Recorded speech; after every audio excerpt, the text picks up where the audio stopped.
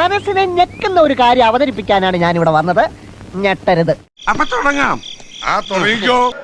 ബൈബിളിൽ ഒരു കഥാപാത്രമുണ്ട് സാർ, 30 വെള്ളിക്കാശിന് യേശുക്രിസ്തുവിനെ ഒറ്റിക്കൊടുത്ത്. ഓഹോ, അപ്പൊ എല്ലാരും ഒരു ഗ്രൂപ്പാണല്ലേ? അങ്ങനെയുള്ള കഥാപാത്രങ്ങളാണ് ചിലരിവിടെ ഇരിക്കുന്ന ആൾക്കാർ.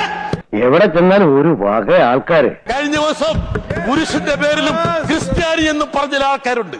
അവർ യഥാർത്ഥത്തിൽ യേശുക്രിസ്തുവിനെ ഒറ്റുകൊടുത്ത യൂദാസിന്റെ പതിവിലകിരിക്കുന്നതാണ് സാർ.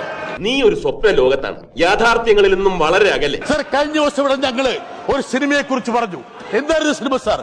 എമ്പുരാൻ സിനിമ. എമ്പുരാൻ സിനിമയിൽ ഒരു കഥാപാത്രമുണ്ട്. ആരാന്നറിയോ സാർ? മുന്ന. നീ കിടന്ന് ഉരുളൊന്നും വേണ്ട.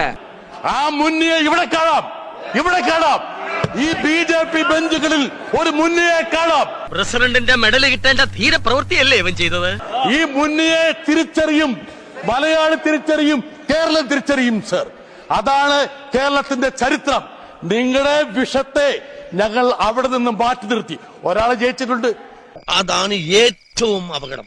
ഞങ്ങൾ നിയമത്തെ അക്കൗണ്ട് പൂട്ടിച്ച പോലെ വൈകാതെ തന്നെ ആ അക്കൗണ്ട് ഞങ്ങൾ പൂട്ടിക്കും. ഒരു തെറ്റ് പറ്റി മലയാളിക്ക്, ആ തെറ്റ് ഞങ്ങൾ തിരുത്തും വൈകാതെ. ഈ പ്രതിസന്ധി കനകാമ്പനെ തരണം ചെയ്തേ പറ്റൂ. എല്ലാവർക്കും സന്തോഷമായല്ലോ. എനിക്ക് സന്തോഷമായി. എല്ലാവർക്കും പിരിഞ്ഞു പോവാം. ഞാൻ പോകുന്നു. Bye bye.